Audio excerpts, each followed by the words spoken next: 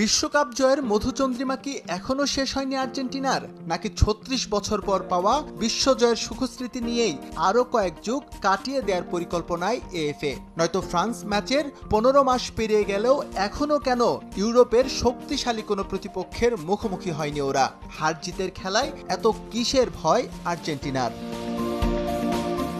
বিশ্বকাপ জয়ের পর এখন পর্যন্ত ৬টি ফিফা ফ্রেন্ডলি খেলেছে লিওনেল মেসিরা, যেখানে এক অস্ট্রেলিয়া বাদ দিলে বলার মতো প্রতিপক্ষ নেই একটিও।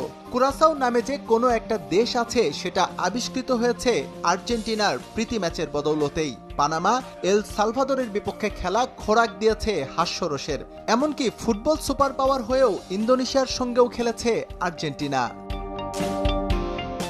বিশ্বকাপ ব্যর্থতার পর একটা বাজে সময়ের মধ্য দিয়ে গেছে ব্রাজিল। গেল বছরের উইন্ডোতে তারাও খেলেছে অপেক্ষাকৃত দুর্বল প্রতিপক্ষের সঙ্গে। তবে দরিভাল জুনিয়র দায়িত্বে আসার পর সাহসী পদক্ষেপ নিতে দেখা গেছে সিবিএফকে। মার্চে তারা খেলেছে সাবেক দুই বিশ্ব চ্যাম্পিয়নের বিপক্ষে দুটি প্রীতি ম্যাচ, যার শেষটিতে স্পেনের বিপক্ষে ড্র করলেও ওয়েম্বলিতে হারিয়েছে ইংল্যান্ডকে।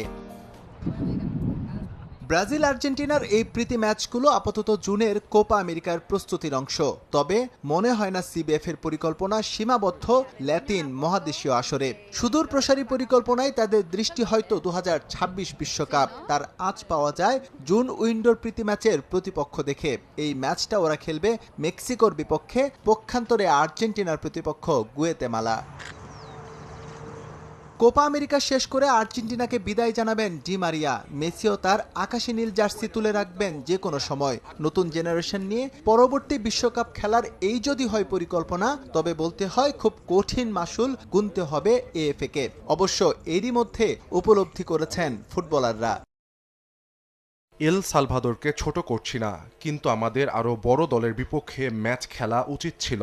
আর্জেন্টিনার উচিত হবে ইউরোপে গিয়ে ইংল্যান্ড, স্পেনের মতো দলের বিপক্ষে খেলা।